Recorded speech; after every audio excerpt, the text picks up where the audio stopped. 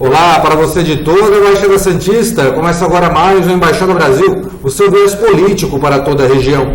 Você pode acompanhar este e outros programas também em nossas redes sociais, Facebook e YouTube. É possível acompanhar também pelos sites das duas TVs, www.tvpolo.org.br e www.tvunisantos.com.br. O tema de hoje é saber o que pode e o que não pode dos candidatos durante o processo eleitoral. Quem vai responder essas e outras questões para a gente é o professor universitário da área do Direito, Fabrício Pozzocco. Seja bem-vindo, doutor. Eu quem agradeço a oportunidade de estarmos aqui para podermos conversar a respeito desse tema. Um grande abraço aí a você e a todos os nossos telespectadores. Não perca que tem bastante coisa legal hoje aqui. Com certeza, o prazer é todo nosso, doutor. Nos comentários, o jornalista da Folha de Cubatão, Vitor Barreto. Boa noite a você, telespectador. Boa noite, Valentim. Boa noite, professor Fabrício. Vocês podem ver, a embaixada de hoje promete. Voltamos daqui a pouco. O Embaixada Brasil retorna para dar início ao seu primeiro bloco. Como já dissemos, o entrevistado de hoje é o professor universitário Fabrício Pozzocco. Bem, doutor, um prazer em recebê-lo mais uma vez. E a primeira pergunta que eu acho que muita gente quer saber, durante o processo eleitoral é muito normal a gente ver pedidos de impugnação, é muito normal a gente ver candidatos acusando outros, principalmente aqueles que já estão no poder, estão com mandato, de improbidade administrativa, seja por ocupar cargos até ou acumularem mais de uma função, tanto no poder público como em ONGs e demais outras esferas administrativas. A pergunta é: como esses candidatos podem seguir no processo totalmente sem impedimento? A primeira coisa importante que a gente precisa lembrar é efetivamente essa questão de desincompatibilização dos cargos tem que ser bem observado por conta das datas, para evitar esse tipo de impugnação. E o porquê isso? Porque é muito comum, às vezes, as pessoas acabarem se utilizando da máquina administrativa ou dos cargos que ocupam para que possam aí, entre aspas, favorecer determinadas situações ou se utilizar da máquina para que possa angariar votos, o que a gente sabe que isso é proibido. Toda vez que eu, na verdade, como candidato, não me desincompatibilizo, a minha questão de publicidade, a minha questão nessa situação específica de me utilizar do cargo, seja numa ONG, seja em algum outro tipo de cargo que envolva assistência social para isso, eu acabo correndo esse risco. Portanto, é muito importante que se observe todas essas regras da legislação eleitoral e sempre que existir alguma dúvida específica, consultar um advogado da sua confiança, consultar a OAB da sua cidade, para que efetivamente essa situação não acabe acontecendo. Doutor, a questão da ONG ela é bastante evidente. Presidentes de ONG e demais associações se não tendo mais o poder em frente da entidade para poder ser candidato, cada um pelo seu respectivo partido. Outro ponto também que é muito normal, a gente vê muitos locutores de rádio, apresentadores de TV, jornalistas em exercício da função, também se afastarem dos seus respectivos programas para concorrerem ao pleito. Qual o tipo de punição, caso isso não ocorra? A pessoa esteja usufruindo de um poderio de comunicação e ser candidato a um cargo eletivo. Quais são as penalidades, segundo a Justiça Eleitoral? Olha, basicamente a situação é muito complicada na medida que a partir do momento que eu não me desincompatibilizei no momento correto, ou ainda continuo me utilizando desses meios de comunicação dessa forma, eu posso vir a ganhar a votação, eu posso vir a ser eleito, mas lá na frente a Justiça Eleitoral, na verdade, acabar cassando esse meu mandato, exatamente porque eu não cumpri essas regras de maneira objetiva. Quando a gente fala de eleição, especificamente, a ideia é que todos nós possamos concorrer em igualdade. Esse, pelo menos, seria o mundo ideal. A gente sabe, na verdade, que isso não é bem desse jeito, existem lá as questões das campanhas que têm um pouco mais de dinheiro do que outras, mais apoiadores do que outras, mas a regra objetiva é que todo mundo possa concorrer em igualdade. Se eu, por exemplo, sou um apresentador de programa de televisão, se eu, por exemplo, sou uma pessoa dos meios de comunicação e que eu continuo me utilizando disso, é mais do que óbvio que eu vou atingir um maior número de pessoas em relação àquela situação específica da comunicação. E essa propaganda vai automaticamente desequilibrar essa balança da igualdade.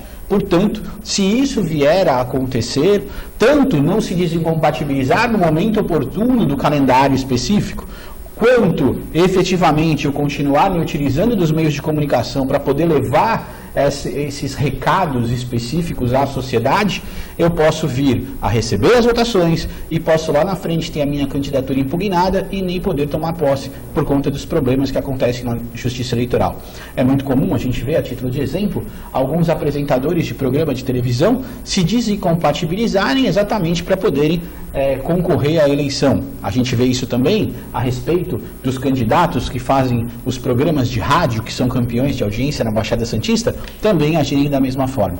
O risco é muito grande para quem desrespeita objetivamente a legislação eleitoral. E aqui na legislação eleitoral, os profissionais estão muito ligados, porque qualquer falha, qualquer problema, acaba efetivamente com uma impugnação de candidatura e uma cassação lá na frente.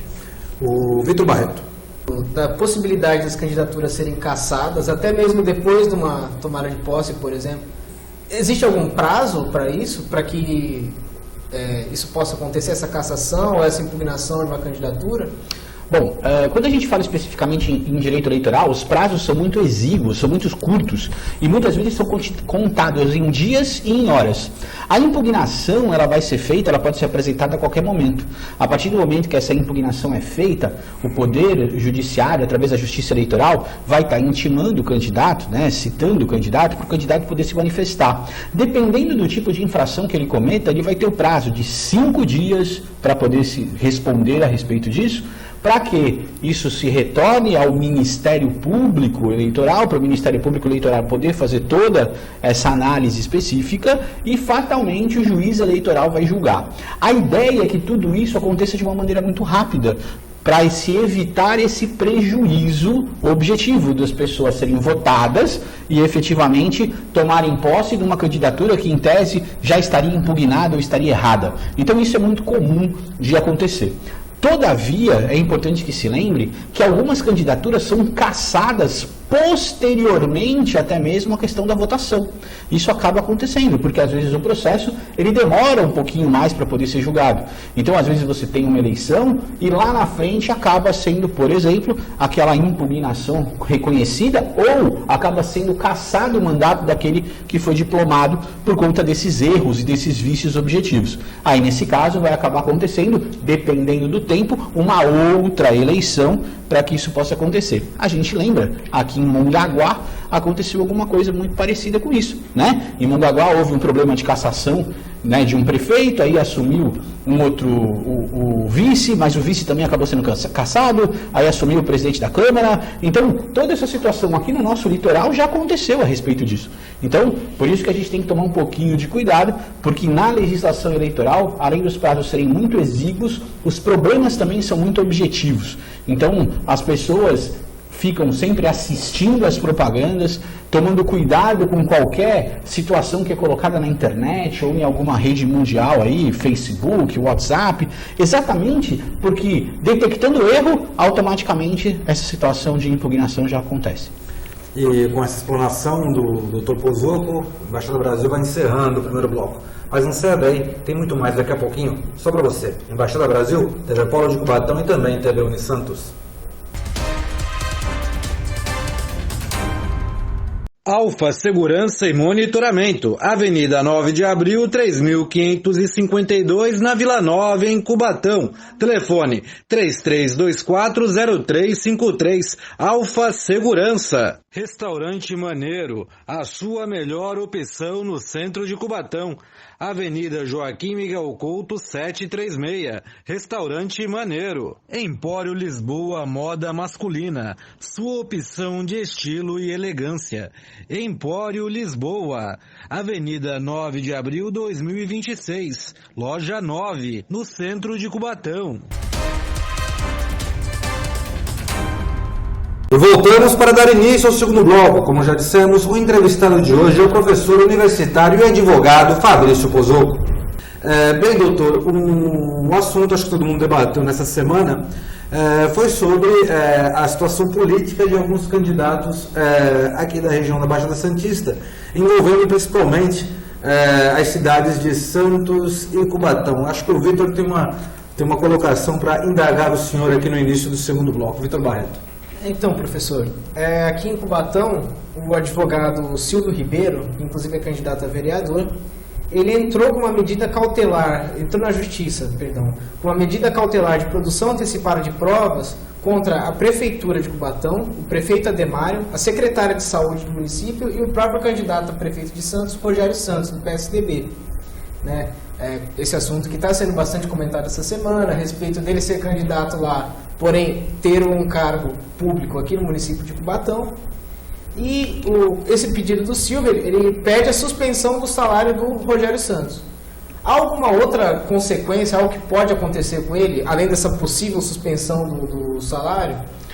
Então, a gente precisa explicar direitinho o que está acontecendo para o nosso telespectador, né, aqui, e para o nosso amigo que depois vai estar vendo isso na internet, no YouTube, para que as pessoas consigam entender um pouquinho como surgiu essa situação Rogério Santos e como isso está sendo tratado pela legislação eleitoral.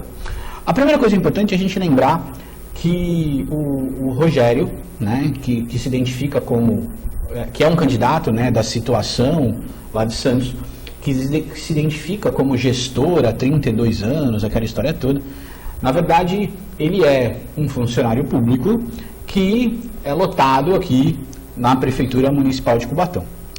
E, né, diante dessa situação, aconteceu um problema que o candidato a prefeito de Santos, pelo PROS, o Dr. Vicente Cassione, que também é advogado, levantou no último debate alguns questionamentos que não foram respondidos, e depois, numa live que ele fez nas redes sociais dele, ele apresentou alguns detalhes que acabaram eclodindo com essa situação a respeito do candidato Rogério Santos.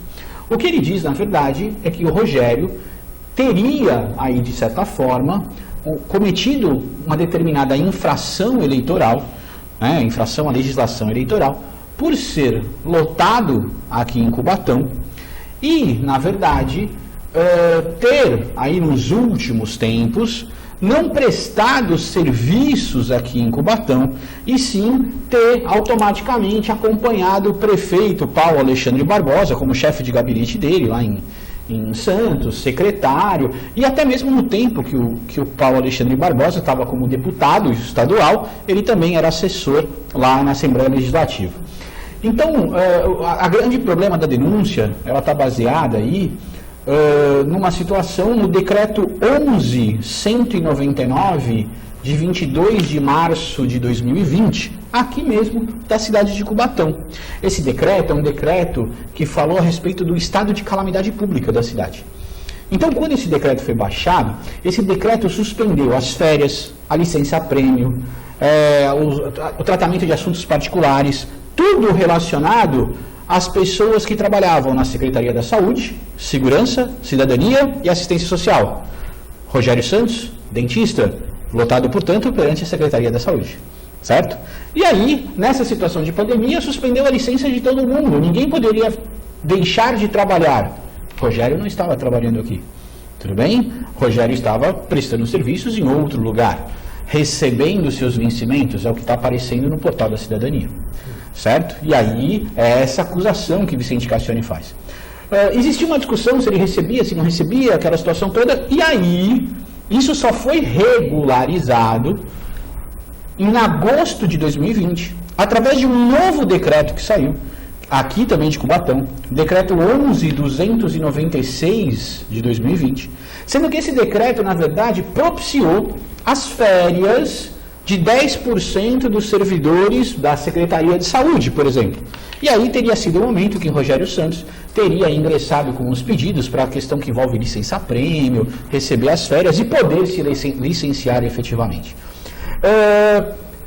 A gente tem que lembrar que o candidato Rogério Santos, há praticamente 8 anos, ele faz parte da administração do PSDB lá em Santos. A gente tem que lembrar também que antes ele foi assessor do atual prefeito Paulo Alexandre Barbosa, quando ele era deputado estadual na ALESP, Assembleia Legislativa do Estado de São Paulo. E que por isso criou-se uma situação que, se não é ilegal, até mesmo porque, na verdade, isso vai ter que ser apurado perante a Justiça Eleitoral, com certeza é uma situação totalmente imoral. E aí acho que vem essa discussão toda, né? O que o advogado Cassione, quando fez a denúncia, ele fez essa denúncia exatamente nesse sentido, falando a respeito do que é ilegal e se quando fosse apurado tudo isso, né? Lembrando que a gente não tem os elementos para poder analisar os documentos a respeito disso, mas sim a análise dos fatos, né? Que isso com certeza absoluta é algo totalmente imoral. Além disso, a gente tem que lembrar também aquela discussão que está acontecendo com o próprio Rogério Santos em ser réu de uma ação civil pública movida lá em Santos contra várias pessoas, assinada por quatro promotores de justiça a respeito dos problemas que aconteceram na Ponta da Praia. Uma ação referente à improbidade administrativa. Isso também foi levantado no debate quando o Rogério Santos disse, na verdade, que ele não era réu. Na verdade, o Rogério Santos é réu. O que não se sabe é se ele é ou não culpado. Vamos deixar isso bem claro, porque isso não foi julgado ainda. Todavia, realmente ele ocupa uma situação de réu no processo. Ele ocupa uma situação de estar sendo processado perante a justiça por uma questão de improbidade administrativa. Isso pode ter reflexos lá na frente, tudo bem? É lógico que esses processos estão no começo, estão ainda sendo analisados, estão sendo verificados pela justiça, mas isso objetivamente pode ter lá na frente um desdobramento. Rogério pode ganhar a eleição e pode vir a ser cassado lá na frente? Pode acontecer, dependendo do que foi colocado, do que for provado, pode acontecer. Rogério pode ser condenado a ter que devolver dinheiro por conta dos problemas de improbidade administrativa lá a respeito da Ponta da Praia, do que foi feito das obras lá da Ponta da Praia, em que se discute que houve um loteamento da cidade para o Grupo Mendes a respeito da troca de um terreno que existia para poder ter uma edificação. Isso pode acontecer? Não sei, mas pode acontecer. Então, esses questionamentos todos, lembrando que em nenhum momento aqui nós estamos dizendo que o candidato Rogério Santos é culpado, em nenhum momento aqui nós estamos dizendo que ele é uma pessoa desonesta. O que nós estamos dizendo, na verdade, é que existem processos para se apurar condutas que, se não são ilegais, no mínimo, poderiam ser consideradas condutas imorais. Bem, com essa colocação do doutor Fabrício, nós encerramos o nosso segundo bloco. No próximo bloco a gente vai voltar a conversar um pouco mais sobre esse tema, porque realmente é um tema interessante, é o tema da semana e rende bastante curiosidade e esclarecimento. Embaixada Brasil volta daqui a pouco.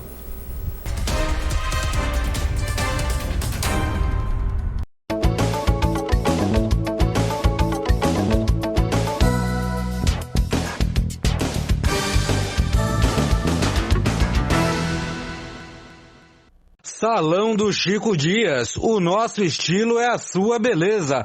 Cortes unissex, manicure e pedicure. Telefone 3372-9839. Salão do Chico Dias. Melolink, a sua internet fibra ótica em Cubatão com até 3 vezes mais velocidade. Melolink, telefone 3372-1548. O Embaixada Brasil volta para o seu terceiro, porém último bloco. O entrevistado de hoje, o advogado e professor universitário Fabrício Pozzocco. No bloco anterior a gente acabou falando sobre as questões do candidato Rogério Santos do PSDB, esse vínculo dele aqui com a prefeitura de Cubatão, e o senhor acabou fazendo os comparativos de imoralidade com ilegalidade. A primeira pergunta que eu gostaria de fazer é a seguinte: quando a imoralidade vira ilegalidade, quando é que isso fica claro aos olhos do jurídico? A gente tem que lembrar, basicamente, que no Poder Judiciário existe uma diferenciação muito grande entre o que é imoral e o que é ilegal. A ideia da ilegalidade gera sempre uma punição objetiva. Ou seja, eu cometo um ilícito eleitoral e automaticamente vou ter uma resposta do Estado por isso. Eu perco a candidatura, eu sou cassado, eu pago uma multa, enfim, a gente tem automaticamente essa situação. Quando a gente fala da imoralidade, a imoralidade fica geralmente no campo subjetivo, ou seja, é aquilo que eu penso, é aquilo que eu acho sobre determinada pessoa. A importância de nós discutirmos a questão da imoralidade é exatamente saber se você, eleitor, se eu, eleitor, se nós da bancada que acompanhamos o jogo político todo dia, estaríamos tranquilos em votar em um candidato que teria cometido algo que não fosse moralmente adequado aos nossos padrões de vida, aos nossos padrões de conduta. Então, a gente tem que tomar muito cuidado quando a gente faz essa análise, porque depois que nós votamos, nós vamos dormir e colocar a cabeça no travesseiro e saber disso, né? A gente vai ter que responder perante nós mesmos, somos nós que votamos, somos nós que colocamos as pessoas lá. Eu quero deixar bem claro que eu não tenho nada contra o candidato Rogério, eu não voto na cidade de Santos, já deixar bem claro isso, eu estou aqui simplesmente comentando as notícias da semana e tentando esclarecer ao nosso telespectador o que efetivamente aconteceu. E quando eu falo de imoralidade, eu não falo especificamente da situação do Rogério, a gente fala disso em todos os candidatos possíveis. A gente lembra, até um outro dia, o quanto a televisão bateu no quesito imoralidade a respeito daqueles candidatos que acabaram participando do Mensalão, do Petrolão, de todas as outras, da Lava Jato, de todos os outros escândalos que aconteceram na nossa política ultimamente. Então, imoralidade é algo muito perigoso para quem fecha os olhos a respeito disso. Nós, eleitores, não podemos fechar os olhos para essas questões de imoralidade. Eu também queria questionar o senhor, já que os provimentos seriam da Prefeitura de Cubatão, né? O prefeito Ademar Oliveira, que é do mesmo partido do candidato Rogério Santos, ele também pode acabar por se prejudicar nesse caso? Tudo isso tem que ser bem analisado e o jurídico, o Poder Judiciário vai ter muita calma para poder colher as provas todas e analisar essa situação. É lógico que quando você coloca várias pessoas como réus no processo, essas pessoas podem vir responder. Mas é importante que se entenda que esse processo de produção antecipada de prova, que foi movido pelo advogado aqui cubatense, Dr. Silvio, ele não gera objetivamente uma condenação ou uma resposta do Poder Judiciário se houve ou não ilegalidades. A produção antecipada de provas é exatamente um procedimento para se apurar a situação, para que se efetivamente for constatado esse problema, o Dr. Silvio poderá pegar esse processo que foi feito, com todas as provas que foram efetivamente produzidas, e aí sim tomar alguma medida jurídica em relação a isso. Vale lembrar, e é importante que se diga, que nesse procedimento de produção antecipada de prova, o juiz não analisa mérito, ou seja, o juiz não vai analisar se está certo, se está errado, se o prefeito pode ser condenado, se não pode ser condenado, não. O próprio nome já diz, é uma produção antecipada de prova. Objetivamente, com essa apuração e com a produção de todas essas provas, aí sim o advogado poderá tomar conhecimento de tudo isso e ver qual vai ser o caminho que ele vai escolher em relação a buscar as punições àqueles que efetivamente infringiram a legislação eleitoral.